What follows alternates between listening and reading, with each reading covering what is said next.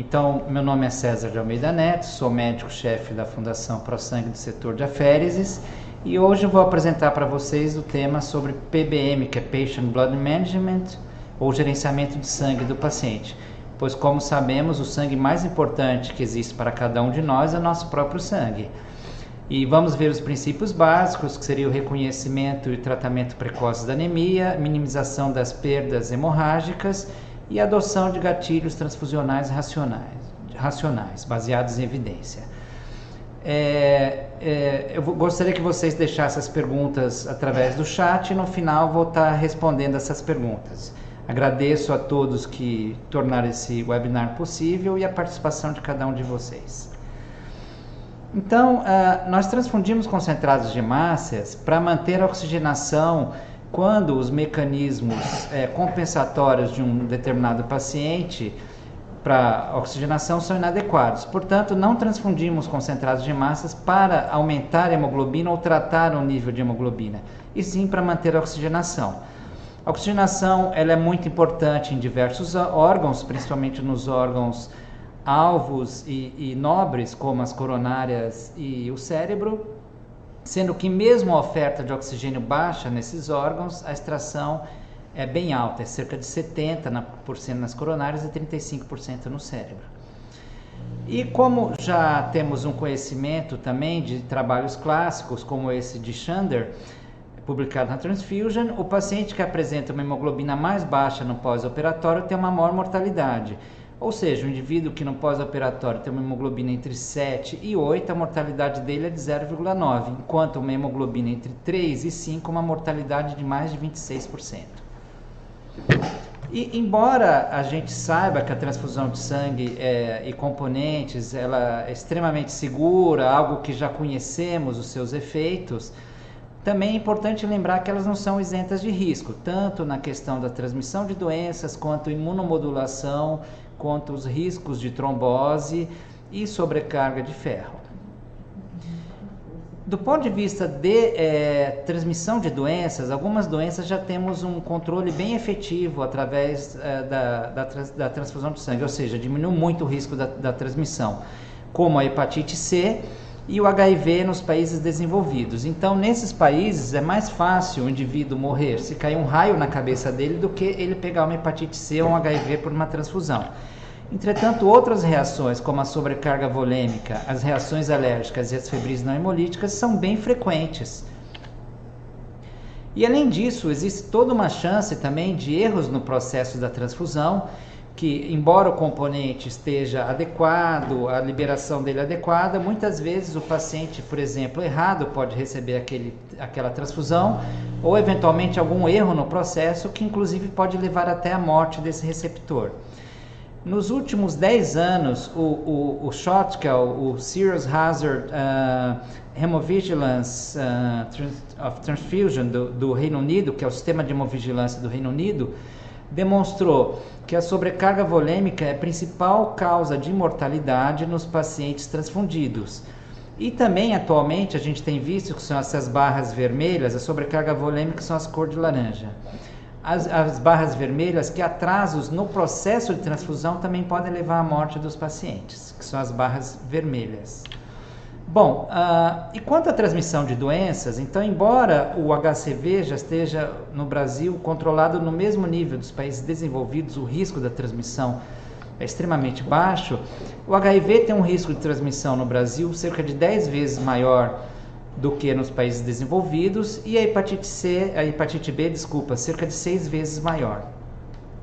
Então, nesse estudo que publicamos na Transfusion, nosso grupo aqui da ProSangue, no começo de janeiro, nós mostramos que através de uma triagem bem rigorosa, utilizando marcadores para hepatite B e marcadores de biologia molecular, foi possível identificar que 0,6% dos indivíduos com marcadores para hepatite B, eles têm hepatite B oculta, ou seja, eles possuem uma fração do DNA desse vírus que, se não fosse feita uma triagem tão rigorosa quanto a nossa, poderia ser transmitido para os pacientes.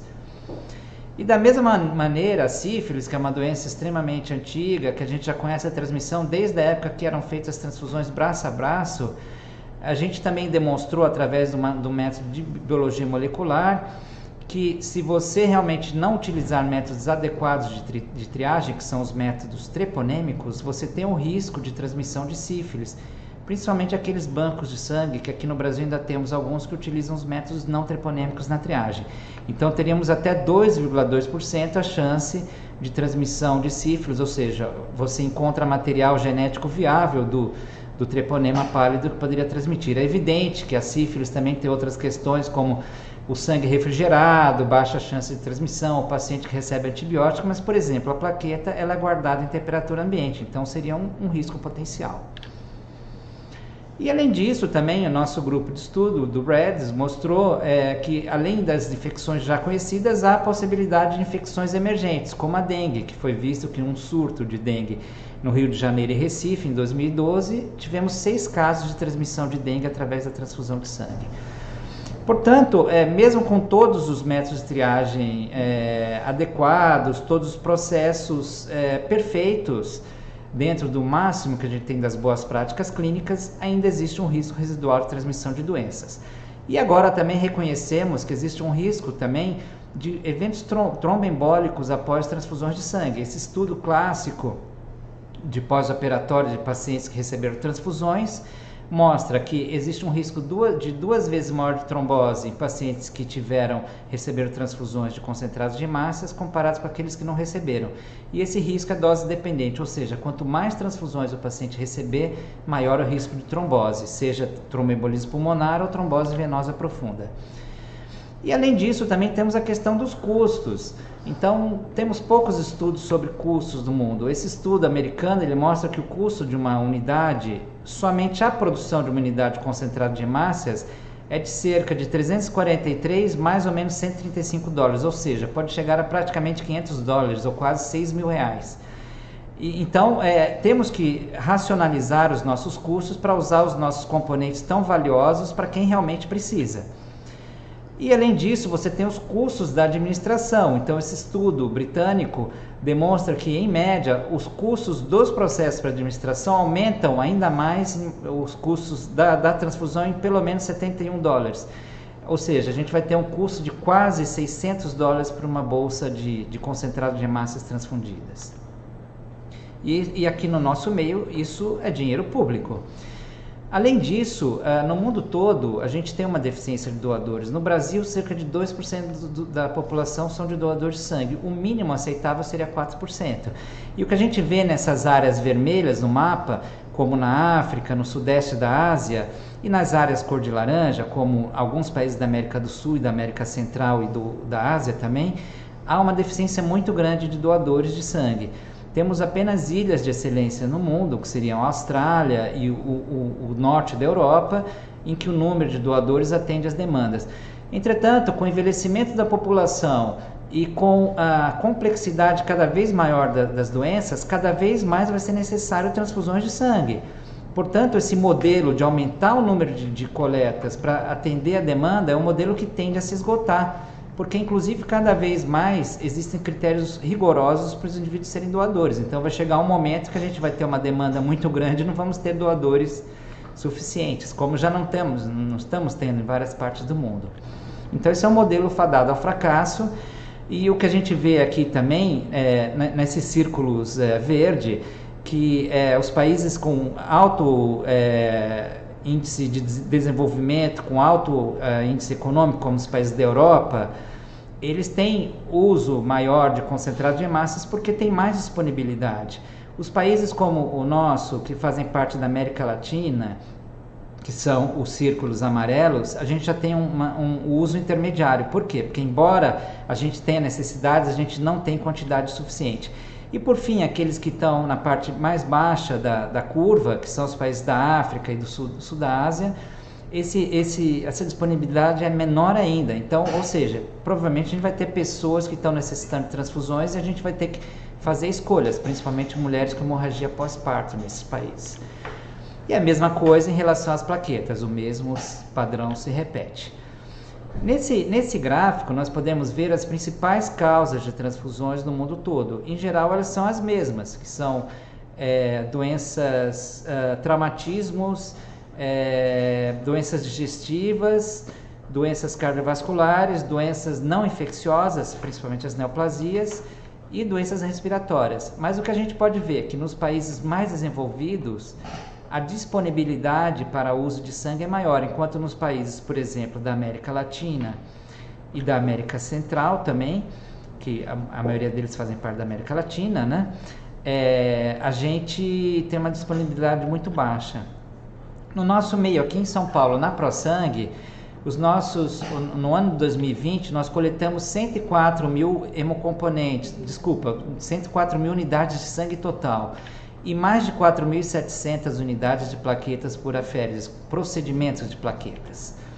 Os nossos principais clientes, que consomem 30% de tudo que a gente produz, são o Instituto Central, que é um instituto de clínica médica e cirúrgica geral do Hospital das Clínicas, e o Instituto do Câncer e o ICR, Instituto do Câncer Infantil, Itaci, que são 2 institutos de oncologia. E também o Instituto do Coração e o Dante Pazanese, que são 2 centros de cardiologia. Portanto, a gente realmente acaba usando o sangue para pacientes com doenças cardíacas e com doenças oncológicas e cirurgia em geral, aqui no nosso meio. E no total de clientes que a gente tem, que passam de 100 clientes, a gente forneceu quase 150 mil componentes no ano passado. Então isso realmente é uma quantidade muito grande e mesmo assim a gente está sempre enfrentando faltas, principalmente agora durante a pandemia pela Covid-19.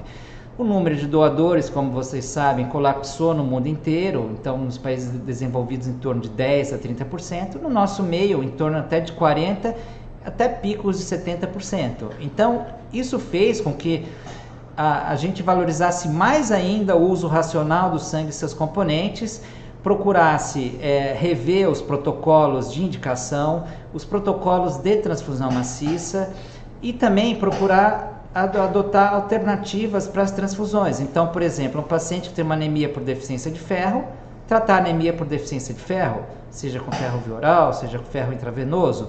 Um paciente que tem uma neoplasia, que precisa ser levado a uma cirurgia e tem uma anemia, talvez eu possa tratá-lo com eritropoetina e reposição de ferro. Pacientes com hemorragia pós-parto, sempre usar o ácido tranexâmico, que diminui a chance de risco hemorrágico, assim como nos pacientes vítimas de trauma. E nos pacientes que têm distúrbios de função plaquetária, o uso da desmopressina também. Então, sempre pensar em alternativas às transfusões. E por isso que a Organização Mundial de Saúde, durante a pandemia, recomendou um gerenciamento muito próximo dos nossos estoques para evitar falhas e faltas de sangue. Bom, então chegando agora ao que é o PBM, o Patient Blood Management. Na verdade, uma primeira coisa importante é a gente entender que isso não tem nada a ver com questão religiosa, isso não tem nada a ver com bloodless surgery, que seria cirurgia sem sangue, isso não tem nada a ver com a questão da pessoa recusar ou não a transfusão. O PBM nada mais é do que uma estratégia que ela é focada no bem-estar do paciente, ela é sistemática e é baseada em evidências. E o objetivo do PBM, do gerenciamento do sangue, é você garantir melhores resultados para o seu paciente através da otimização do sangue do próprio indivíduo. Isso vai trazer um empoderamento para esse paciente, vai trazer mais segurança para ele e vai fazer com que as bolsas de sangue realmente sejam usadas para aqueles pacientes que precisam. Bom, então os 3 pilares do PBM são a detecção precoce da anemia e o reconhecimento e o seu tratamento. Então, nós vamos procurar sempre otimizar a massa eritrocitária do paciente. Então, por exemplo, eu tenho um paciente que vai para uma cirurgia. Assim que eu pensei em operar uma cirurgia eletiva, eu sei que tem uma anemia, vou investigar a deficiência de ferro, eu vou fazer a reposição de ferro. Por exemplo, com ferro intravenoso, eu consigo repor de 4 a 6 semanas e ele ir para a cirurgia com uma massa eritrocitária, com uma hemoglobina muito maior. O segundo pilar do PBM, que seria a perda sanguínea cirúrgica, eu vou utilizar métodos para minimizar a perda sanguínea e o sangramento, seja durante a cirurgia, seja durante uma internação. E o terceiro pilar, que seria a otimização da reserva sanguínea fisiológica adotando gatilhos restritivos, vai envolver a transfusão, ou seja, o uso de gatilhos transfusionais cada vez mais restritivos que não vão trazer nenhum malefício ao paciente, evidentemente. Bom, através da implantação de um programa de PBM, nos Estados Unidos, houve uma redução de 50% das mortes e 50% dos custos hospitalares. Então, o PBM ele traz resultados de menos mortalidade e menos custos. E, além disso, houve uma redução de 62% das transfusões de concentrados de hemácias. Ou seja, a gente vai realmente economizar aquele recurso para quem precisa. E com isso, o paciente que recebe menos transfusões, ele acaba tendo um menor tempo de hospitalização, porque muitas vezes a transfusão de sangue está associada a todo um risco também da administração. E além disso, você vai ter uma economia de custos. Você teve num único hospital americano os custos diminuírem $510 mil num único ano com o começo da implantação de um programa de PBM. Então vejam bem, só de você já ter um manual de transfusão com a indicação propícia do sangue, você usar dessa maneira, você já está tendo ganhos para os seus pacientes e para a sociedade como um todo. Então, nos Estados Unidos, a transfusão de sangue é o procedimento mais comum realizado nos centros norte-americanos. 11% dos pacientes internados recebem transfusões. E tem um custo estimado, só de glóbulos vermelhos, gastos em torno de $3 bilhões por ano. O custo médio que eles falam aqui da unidade seria $225, mas a gente já viu que pode chegar a mais devido aos custos da administração e estocagem. E quando essas transfusões são auditadas, nota-se que praticamente 60% delas são desnecessárias, ou seja, foram transfusões que foram feitas sem uma indicação precisa. Por quê? Porque muitas vezes os próprios estudantes de medicina eles não têm uma formação muito adequada sobre o uso adequado do sangue e componentes. E pior, muitas vezes a gente acha que a gente sabe e a gente não sabe. É lógico, a nossa mente tem um limite do que a gente pode saber. Então, muitas vezes a gente acha que sabe e essas coisas são dinâmicas, como tudo dentro da ciência da medicina. Então, é importante lembrar que o PBM ele vai melhorar os resultados, vai diminuir os riscos e reduzir os custos. E por isso que ele é aprovado e recomendado pela Organização Mundial da Saúde desde 2010 e pela Comissão Europeia. Inclusive aqui nós temos 2 manuais da Comissão Europeia que nos ajudam a implementação do PBM na nossa instituição, que em geral tem que ser feito pela própria liderança da instituição, porque é algo que tem que vir de cima para baixo com a colaboração de todos.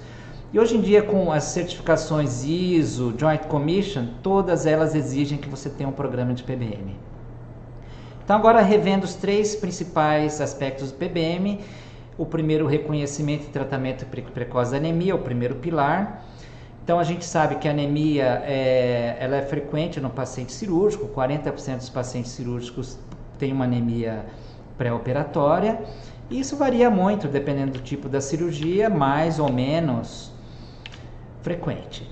E esse estudo, essa meta-análise, quase 1 milhão de pacientes, nos mostrou que o paciente que tem uma anemia, ele acaba tendo uma mortalidade maior, cerca de 3 vezes maior, lesão renal mais de 3 vezes do que o paciente com anemia comparado com sem anemia, acaba tendo quase 2 vezes mais infecções, o risco de um AVC, um acidente vascular, tromboembólico é cerca de 28% maior e o risco dele receber transfusão é 5 vezes maior.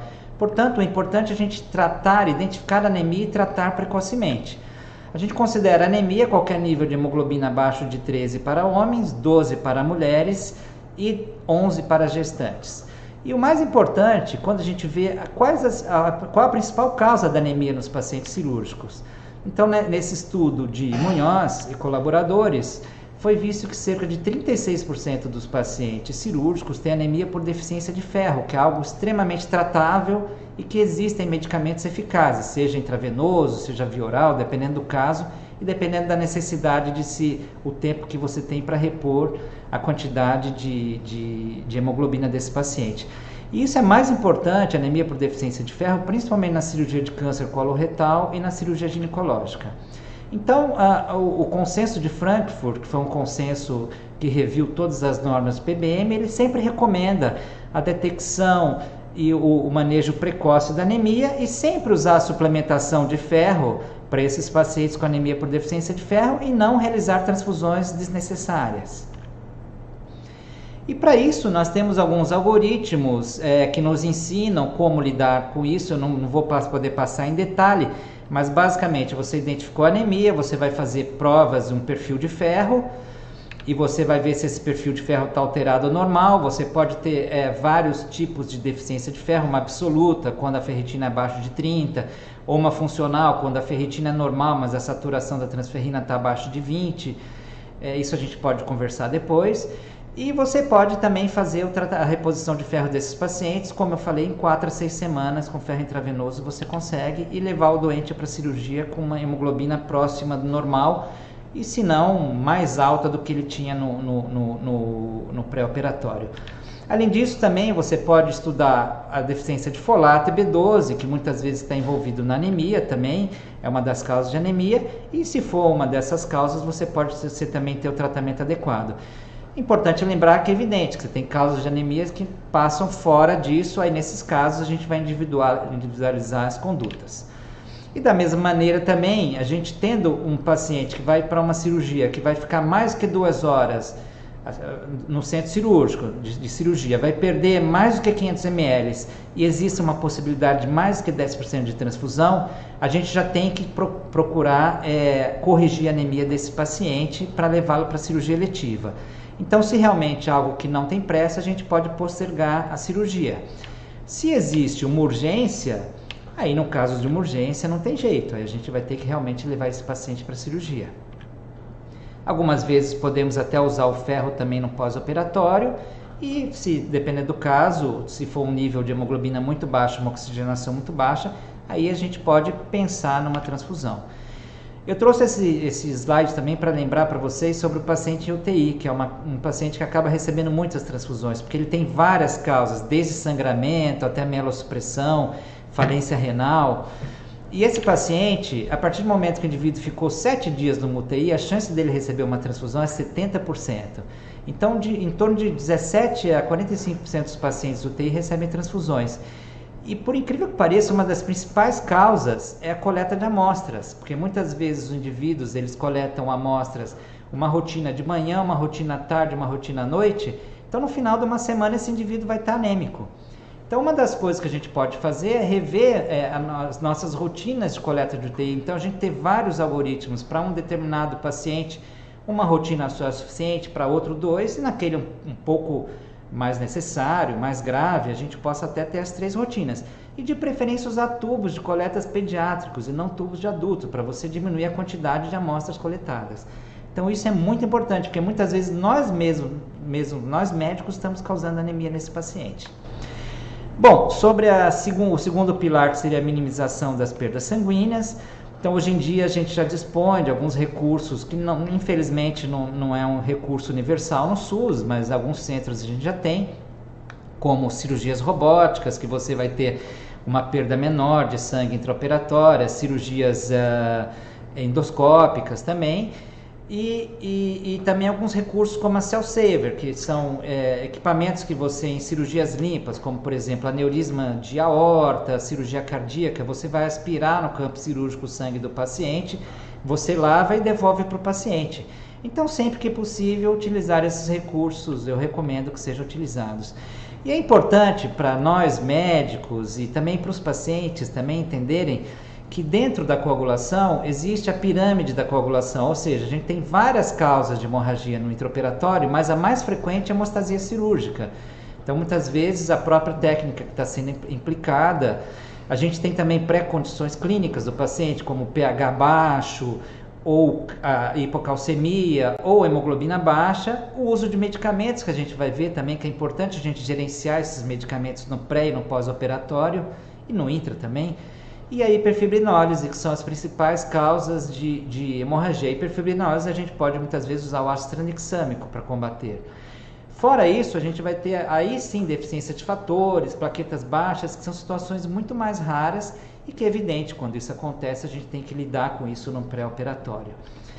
Então, em termos de drogas antiplaquetárias que alteram a função da plaqueta e que podem predispor a hemorragia, é importante, a gente tem várias drogas, desde a aspirina, a ticlopidina, o Plavix, que é o clopidogrel, que são medicamentos muito frequentes. Então, em alguns casos é possível retirar e é recomendado, outros não, então tem que ser feita uma avaliação caso a caso.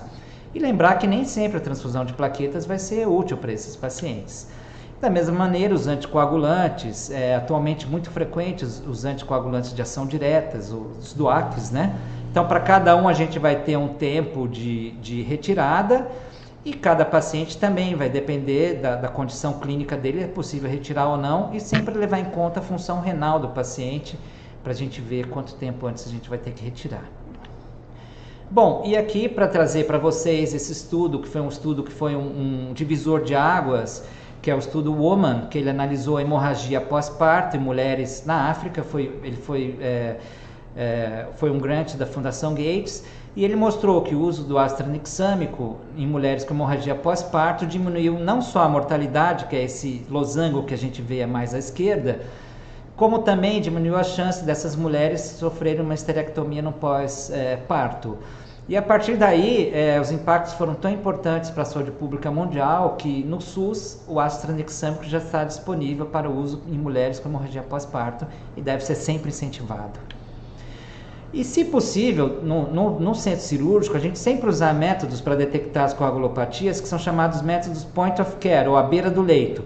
Então eu trago aqui para vocês o tromboelastograma, que é o TEG, que é um teste que você colhe uma pequena amostra do paciente à beira do leito, em 20 minutos você vai ter um traçado, que são esses traçados que a gente vê à esquerda. E eles mais ou menos são equivalentes a copos de bebida. Então, o primeiro traçado é o normal, que é esse copo arredondado. O tubo de ensaio vai aparecer quando o paciente tem baixas de plaquetas. A taça de champanhe vai aparecer quando o paciente tiver deficiência de alguns fatores que a gente tem no crio precipitado. Então, através desse traçado, a gente vai saber exatamente qual componente a gente vai dar para esse paciente. E já foi provado que, usando esses métodos point of care, a gente vai ter uma economia de componentes amarelos, ou seja, plasma e plaqueta, além de realmente transfundir o que o paciente precisa. Então, aqui no HC, a gente tem 2 tags, um no pronto-socorro e um no centro cirúrgico. Passando para o último gatilho, para o último pilar do PBM, que são os gatilhos transfusionais restritivos. Lembrar que o conceito 10-30, ou seja, só vou fazer cirurgia no paciente com 10 de hemoglobina ou 30 de hematócrito. É um conceito que surgiu em 1942, no meio da Segunda Guerra Mundial. Foi a opinião de dois anestesistas e desde então esse conceito vem se mantendo. Então, infelizmente, até hoje, alguns hospitais públicos de São Paulo utilizam esse conceito, que é um conceito completamente arcaico e que não tem nenhuma evidência de que ele seja realmente efetivo. Muito pelo contrário, talvez traga mais malefícios para os nossos pacientes. E somente no final dos anos 80, início dos anos 90, o professor Paul Eber e o Carson, eles trouxeram o estudo que foi o divisor de águas dentro da hemoterapia na questão dos gatilhos transfusionais, no qual eles compararam gatilhos restritivos, somente transfundir se hemoglobina abaixo de 7, pacientes em unidade de terapia intensiva, clinicamente estáveis, ou gatilhos liberais, 9, 10, 11 e aí por diante. E o que ele mostrou? Que o gatilho restritivo e o liberal, a mortalidade era a mesma, e para nossa surpresa, mostrou mais ainda que para pacientes com quadro clínico mais grave, ou seja, o score Apache mais baixo, e pacientes mais jovens, o gatilho restritivo aumentava a sobrevida desses pacientes. Então, a partir daí, vários estudos foram feitos, inclusive aqui no nosso meio, mesmo no INCOR, no estudo da professora Ludmila, que consta dessa meta-análise. E quando comparamos gatilhos restritivos e liberais para pacientes em terapia intensiva, a gente vê que não houve diferenças. Na meta-análise, o que está passando pela linha mostra que não houve significância. Então, não houve diferença significativa quando utilizamos gatilhos restritivos e liberais. E muito pelo contrário, a gente teve 43% menor de probabilidade de um paciente receber transfusões com gatilhos restritivos, ou seja, a gente economizou bolsas de hemácias no caso. Para pacientes cardíacos que são submetidos à cirurgia geral, o gatilho restritivo e liberal, eles realmente não aumentam a mortalidade, mas se você adota um gatilho restritivo demais, como 7, aumenta a chance do indivíduo ter eventos cardíacos no pós-operatório. Então, a gente viu também que adotando um gatilho um pouquinho menos restritivo, que seria o gatilho de 8, a chance desse indivíduo ter esses eventos era a mesma do que quem tinha gatilhos mais liberais. Portanto, para pacientes cardiopatas que vão ser submetidos à cirurgia, o gatilho aceita de 8. Então, o Choosing Wisely, que é uma entidade que busca promover o uso racional de recursos e a otimização dos recursos, então, só para lembrar, ele sempre recomenda não fazer uma transfusão quando existe uma alternativa à transfusão e só realizar transfusões fora desses gatilhos numa situação de emergência. Então, quais são as situações que a gente indicaria uma transfusão de hemácias? A gente tem que separar 2 pontos, a hemorragia aguda e doente crônico. Então, a hemorragia aguda, a gente vai ter no paciente que tem uma perda volêmica. Então, as perdas volêmicas acima de 30% ou 40%, que nós vamos conseguir identificar através de sinais e sintomas de hipovolemia, sejam eles ataque cardíaco, aumento da frequência respiratória, queda da pressão, como a gente vê aqui nesses slides, nesse ponto dos slides na seta. Então, numa hemorragia aguda, esses pacientes têm uma necessidade de receber transfusão. Portanto, não devemos nos basear em valores de hemoglobina na hemorragia aguda, porque a hemoglobina demora para baixar na hemorragia aguda, e sim nos sinais e sintomas de hipovolemia. Na transfusão maciça, é importante a gente mudar também o nosso olhar sobre a transfusão maciça. A transfusão maciça, muitas vezes a gente fala, o paciente recebeu 10 unidades CH em 24 horas de transfusão maciça. Depois de 24 horas, todos os efeitos maléficos de uma transfusão maciça, como a hipotermia, a acidose, os distúrbios metabólicos, eles já estão instalados. Então, temos que reconhecer precocemente a transfusão maciça e, a partir daí, desencadear procedimentos para evitar que esse paciente venha a evoluir para essas complicações da transfusão maciça. Então, atualmente, consideramos transfusão maciça um indivíduo que recebe 3 unidades concentradas de hemácias em 1 hora ou qualquer 4 componentes em 30 minutos. A partir do momento que a gente reconhece isso, já podemos desencadear um processo um protocolo de transfusão maciça, visando manter a hemoglobina acima de 8 e nos pacientes que tiveram traumatismo crânioencefálico, a hemoglobina acima de 9. Então, para isso, existem vários critérios. Eu recomendo fortemente para vocês adotarem critérios simples, como o ABC Score e o Shock Index, que basicamente você vai se basear nos sinais e sintomas como frequência cardíaca, pressão arterial. No caso do ABC Score, você pode usar o ultrassom para ver as janelas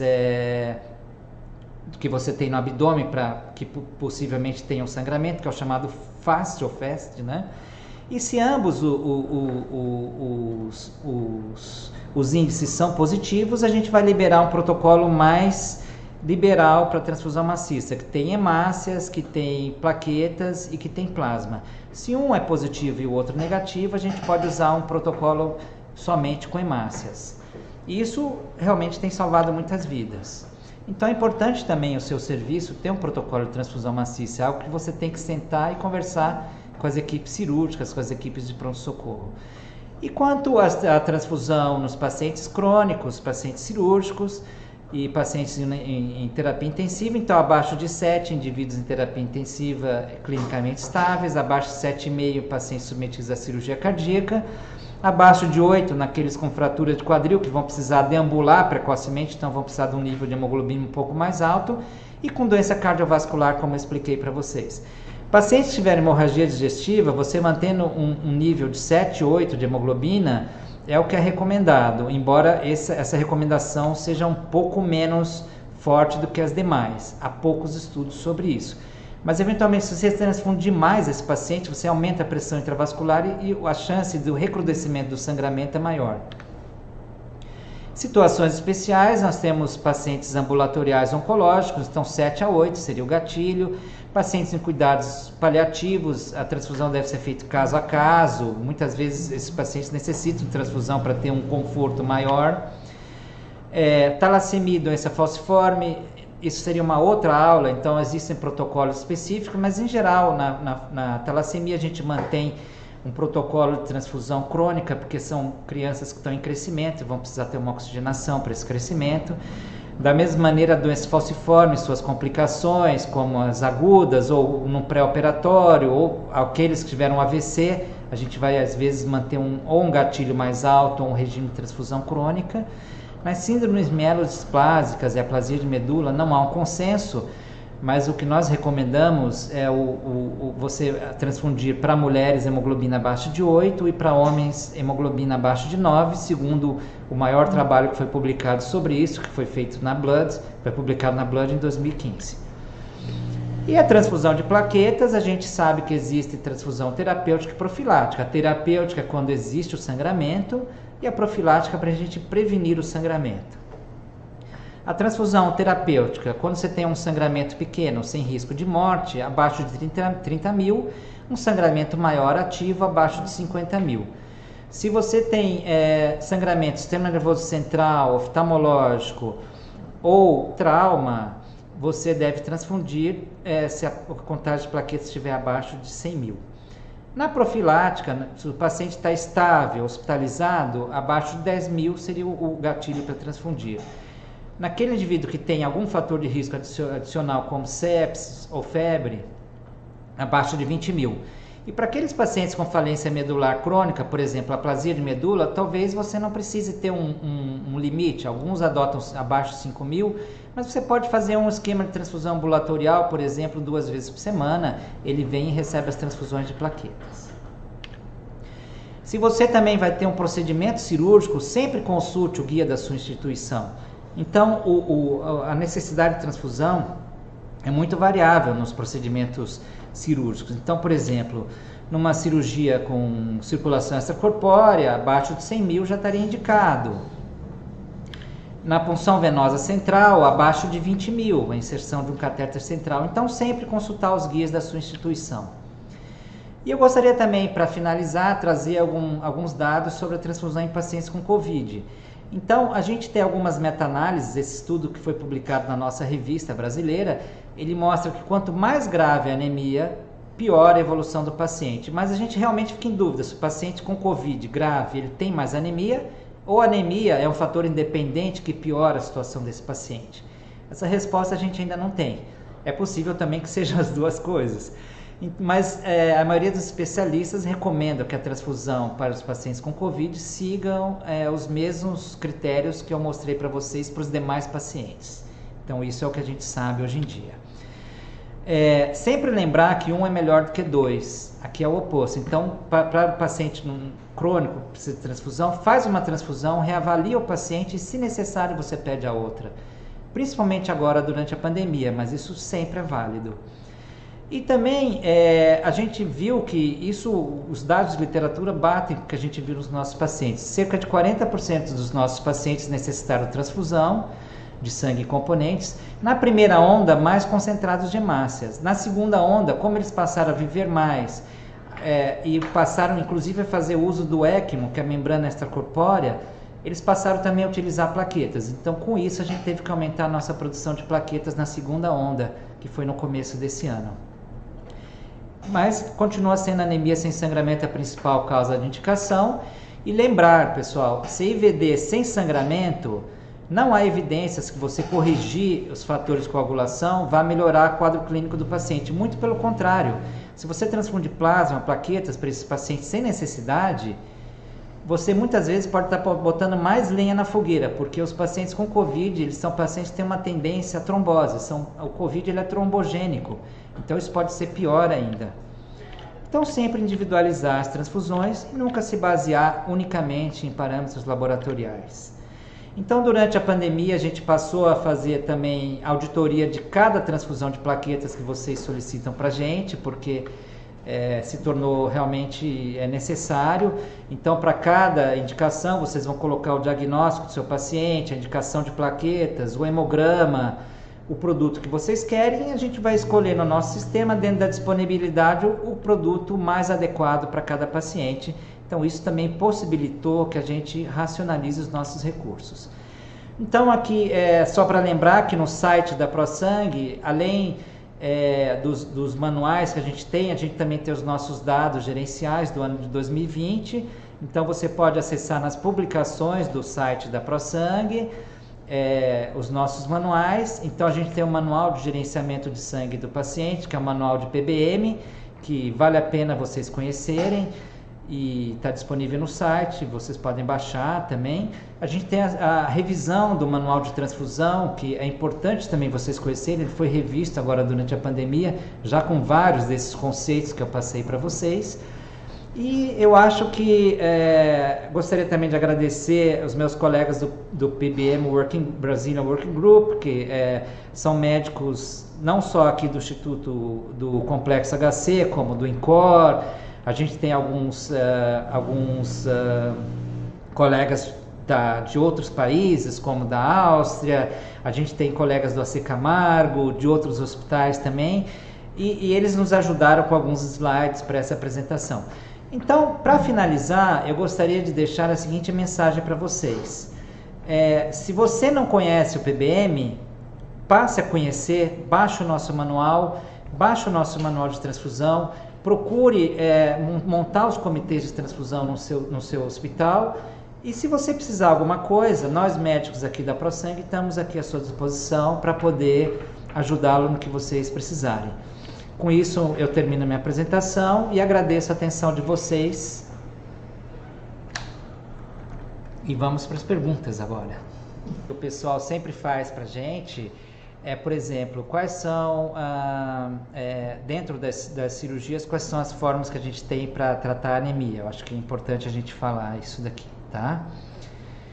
Então, acho que a primeira coisa que a gente tem que ter em mente a gente, além do diagnóstico precoce, a gente vai ter o hemograma, a gente vai ter aqueles índices do hemograma, que são chamados os índices hematimétricos, que é o VCM, tá? Que ele vai te dar o tamanho do glóbulo vermelho. Em geral, se esse VCM é baixo, a gente está diante de uma anemia por deficiência de ferro, ou eventualmente por uma talassemia, que é algo meio raro, ou uma anemia sideroblástica, uma mielodisplasia, que é algo raro. O seguinte ponto que a gente tem é o VCM normal. Então, em geral, são as anemias de doenças crônicas, então, que são bem frequentes nos pacientes hospitalizados. E, por fim, a gente vai ter o VCM alto, que é aquele encontrado na anemia por deficiência de B12, ácido fólico, nas síndromes mielodisplásicas, e também a gente vai ter também o VCM alto no mieloma múltiplo, tá? Então, a partir do momento que você já fez essa triagem, você sabendo que é uma deficiência de ferro, você sempre pediu o perfil de ferro, que vale o ferro sérico, a saturação da transferrina e a ferritina. Uma ferritina abaixo de 30, anemia absoluta por deficiência de ferro. Uma ferritina normal e uma saturação abaixo de 20, uma anemia funcional, ou seja, você tem o ferro, mas não está conseguindo mobilizar o ferro, tá? No caso da deficiência de B12, você pode pedir um exame específico para dosar o B12, e você vai ter esse resultado, e o ácido fólico também. Só lembrar para vocês que, em geral, a anemia por deficiência de B12 ela está associada também a alterações neurológicas, então isso às vezes é algo que chama a atenção da gente. E anemia por doença crônica, avaliar a função renal, avaliar as causas de anemia por doença crônica, que seria um pouco mais extensa. Bom, o Estevam Júnior, que é o nosso colega aqui do HC, também um cirurgião muito conhecido e muito competente, ele pergunta como tratar a coagulopatia da transfusão maciça, somente plaquetas ou algum hemoderivado em particular? Então, Estevão, essa pergunta é excelente, tá? Então, quando você tem uma CIVD, é aquele negócio, a casa caiu, né? Então, muitas vezes você não vai saber como era o alicerce da casa. Então, se você tiver métodos point of care, como o TAG e o ROTEM ele é um TAG que ele vai fazendo correções também. Vamos dizer, você acha que está com uma deficiência de plaqueta, então você joga um pouquinho de plaqueta lá e você vai ver se corrige no seu exame. Então ele vai falar, realmente deficiência de plaqueta. Então ele é um tag um pouquinho mais eficaz. Se você tiver o tag ROTEM, isso já vai te dar uma boa dica do que você vai ter que usar. Se você vai ter que usar o ácido tranexâmico, que é um antifibrinolítico, se você vai ter que usar a plaqueta, se você vai ter que usar o plasma, ou se você vai ter que usar o CRIO, ou se você vai ter que usar um pouco de tudo. Inclusive, muitas vezes você vai precisar usar o fibrinogênio puro. Você tem uma hipofibrinogênemia, que é o Hemocompletan, o nome comercial dele, como ele está. Agora, se você realmente não tem essa possibilidade, aí o que eu recomendo? Em geral, você fez a transfusão de hemácias, O próximo passo que você vai fazer vai ser a transfusão de plasma, plaquetas e crio, mais ou menos nessa ordem, tá?